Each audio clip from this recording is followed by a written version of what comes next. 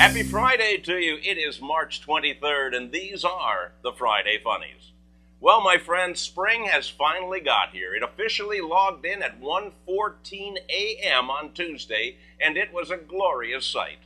Or so I would imagine. Personally, I was asleep at 1:14 in the morning, and I missed the whole thing. Tuesday was also primary election day in Illinois, and the nod went to Mitt Romney. A man, a plan, and an Etch-a-Sketch. What the heck was that all about? I mean, couldn't he have likened the election process to a more appropriate toy? Perhaps he could have said that his campaign is like Play-Doh. You mold it into whatever you want, then after the nomination, you can change it into something else.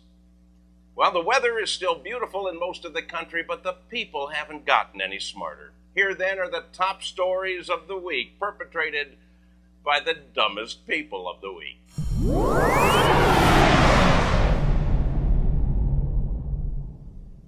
Granted, I don't know much about smuggling drugs across international borders, but I would assume that one of the key rules would be not to draw attention to yourself.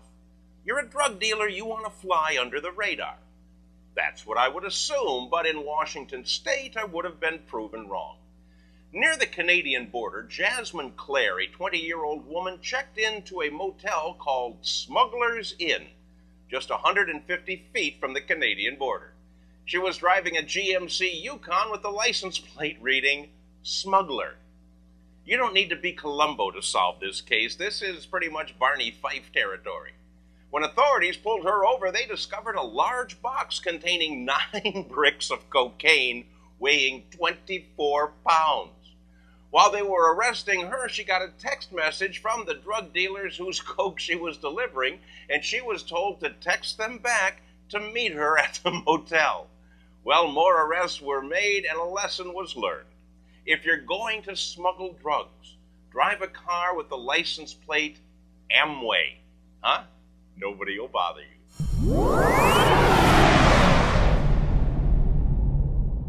In China, an entrepreneur is marketing the world's most expensive tea. It's called Anyanshi tea, and it's grown in the mountains in Sichuan province. What makes it so good is that it is fertilized with tons of panda dung.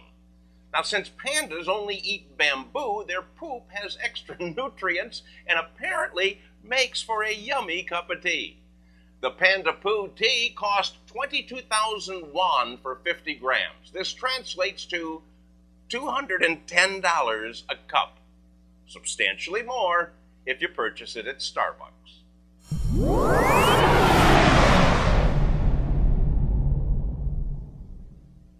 Thomas McMartin is a 59-year-old man from Hoosick Falls, New York, and he works at Rensselaer Polytechnic Institute as a heating and cooling supervisor. Now, his job gives him access to all of the campus buildings, including the women's locker room. Well, last week, McMartin went into the women's locker room and installed a motion-activated camera so that he could record the co-eds undressing. And this guy knew what he was doing because he had it up and running in no time before anybody could catch him, and it worked great. And because it was motion activated, it also took a picture of the person who installed it. When the camera was discovered and the pictures reviewed, McMartin was arrested. Now, if I was Perry Mason, I would call this the case of the pervert who framed himself.